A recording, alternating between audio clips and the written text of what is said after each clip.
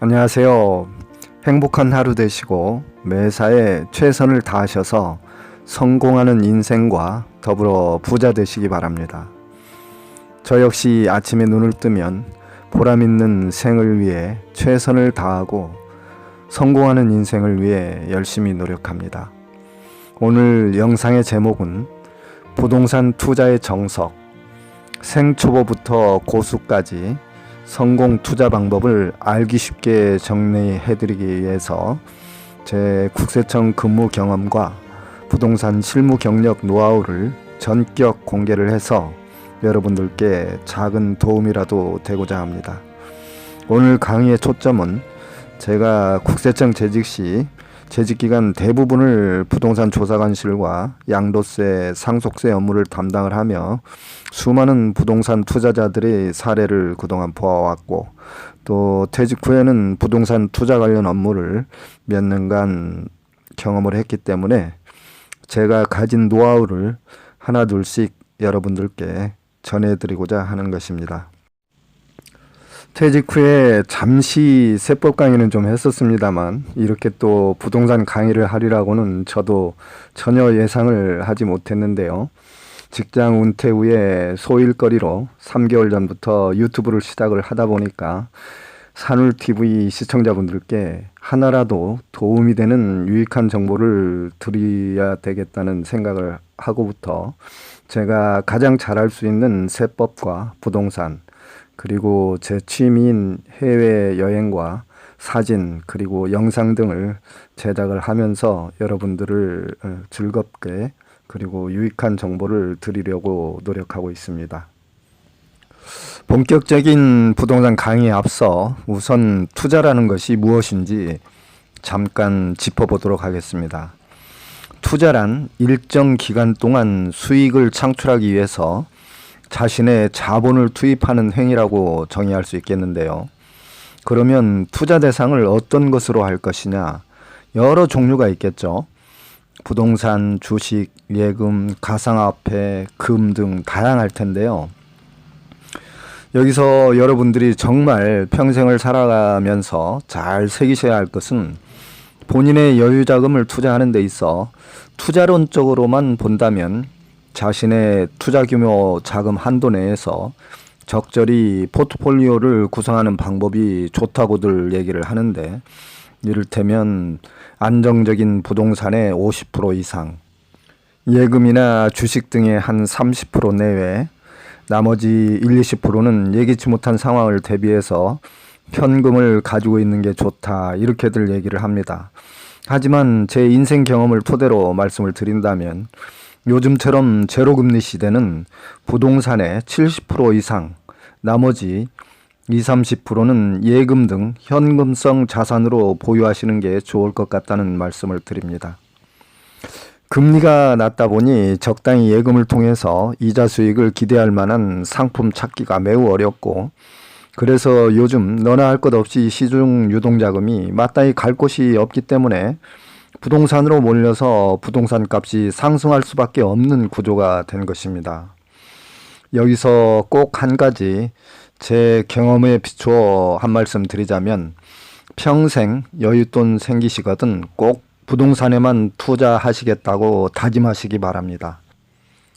주식이나 가상화폐 같은 경우는 리스크가 워낙 크고 변동성이 많기 때문에 투자 대상으로는 낙제점에 가깝습니다. 그래서 평생 얼씬거리지 않는 게 좋겠고요. 잠깐 어쩌다가 시기가 좋아서 단기간 내에 수익을 낼 수는 있겠으나 장기적으로 본다면 부동산만큼 안정적이고 기대 수익을 높여주는 투자 대상은 이 세상에 없다고 보시면 되겠습니다. 그리고 무엇보다도 주식이나 가상화폐 등 리스크가 많은 자산에 투자하실 경우에는 정신건강에 좋지 않고, 또 말이 있지 않습니까? 어쩌다가 주식을 사서 돈 좀 만졌는데 계속 주식에 빠져 살다가 나중에는 원금도 다 까먹고 돈을 벌기는커녕 원금 찾으려고 수렁에 빠져서 인생을 망치는 경우가 허다한 경우를 저도 많이 봐왔기 때문에 여러분께 드리는 말씀입니다. 물론 평생을 살다 보면 간혹 80년대 IMF나 미국 9.11 사태 또는 얼마 전에 일어났던 코로나 초기 사태처럼 주식시장이 폭락을 했을 때는 한두 번 좋은 찬스가 오기도 하는데요. 주식시장에 한번 빠져서 발을 들여놓으면 정말 쉽게 빠져나오기가 어렵습니다. 평생 발 담그고 살다가 패가망신을 할 수도 있기 때문에 아예 처음부터 쳐다보지 않는 것이 여러분들의 정신 건강에도 좋을 뿐 아니라 또 여러분들의 귀중한 소중한 자산을 평생 안정적으로 지킬 수 있는 방법이 되는 것입니다. 여기서 잠시 제 경험담을 좀 여러분들께 들려드리겠습니다. 혹시 젊으신 분들이 지금 제 강의를 듣고 계시다면 귀담아 들으시면 좋겠습니다. 저도 농촌 출신이라서 처음 국세청에서 직장 생활을 시작하고 결혼을 해서 방 한 칸 전세로 아마 그 당시 80년대니까 전세가가 4,500만 원 했을 겁니다. 우리는 부부가 둘 다 공직에 있었기 때문에 결혼 후 한 3, 4년, 4, 5년 정도 지난 시기에 공무원 특별분양 주공아파트를 처음 부동산을 구입을 한 것 같습니다. 그 당시 구입가로 한 2천만 원 내 정도로 기억이 됩니다만 그 후 점차 나중에 이제 민간 아파트 30평대를 그 당시 한 9천 몇백인가 분양가가 그랬을 겁니다.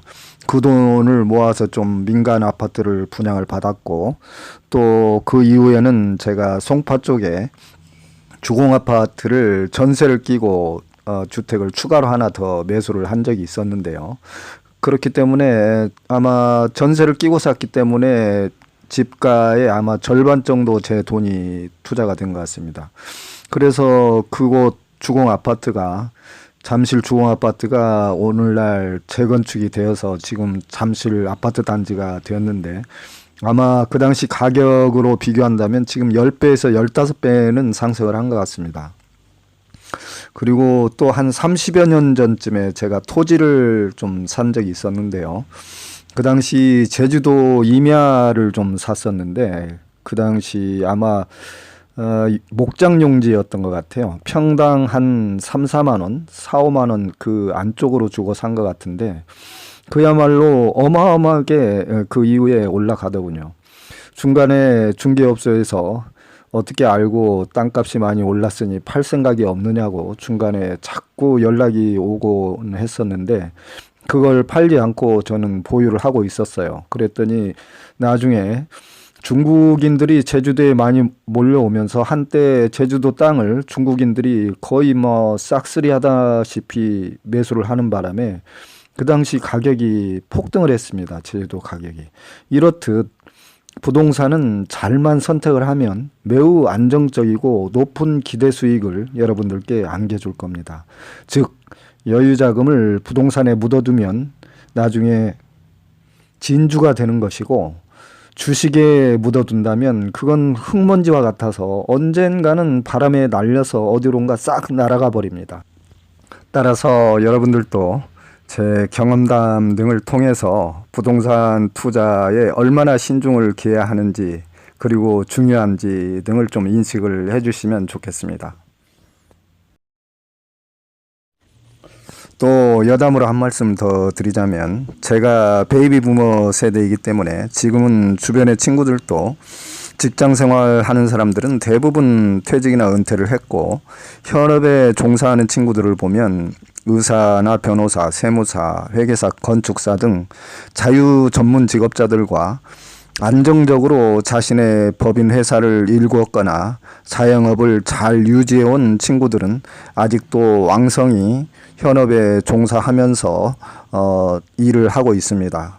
그런 친구들은 현재 노후 준비가 아주 잘 되어 있다고 볼 수 있겠는데요.